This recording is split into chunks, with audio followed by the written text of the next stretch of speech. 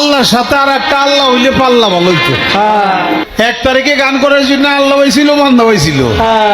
সেদিনে আল্লাহর সাথে দেখাও এটা হয়ে বিধি করে দিছে। আল্লাহ নাই, আর যদি থাকে তাহলে দেখাও।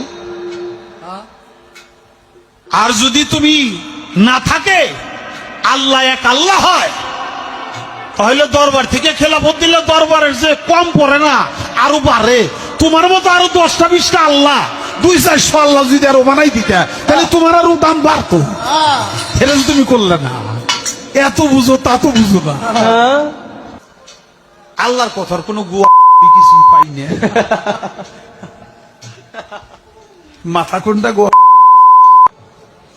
এটা আমি পাই না। কেন বাউলদের উপর হামলা, এটা একটা ন্যাক্কারজনক ঘটনা। আমরা এর তীব্র নিন্দা জানাই।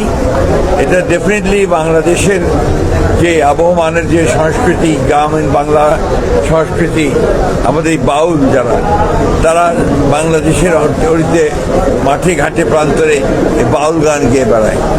তাদের উপরে হামলাটা এটা একটা উগ্র ধর্মান্ধদের হামলা বলে আমি মনে করি, এবং এটা সঠিক নয়।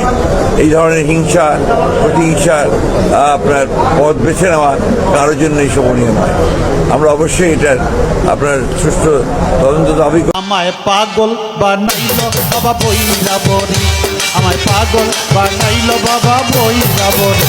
আরে বাবা ছাড়া লয় না মনে এই ঘর বাড়ি। আল্লাহ যে কইল প্রথম সৃষ্টি আমার এশ, প্রথম সৃষ্টি আবার কয় আমার আরশ, প্রথম সৃষ্টি আবার কয় নূর, প্রথম সৃষ্টি আবার কয় রূহ। আল্লাহ এক মুখে যে এত কথা কয়, আল্লাহর মুখ কয়টা? এমন তীব্র প্রতিক্রিয়ার পর 19 নভেম্বর মাদারীপুরে একটি গানের আসর থেকে আবুল সরকারকে আটক করে পুলিশ। এরপর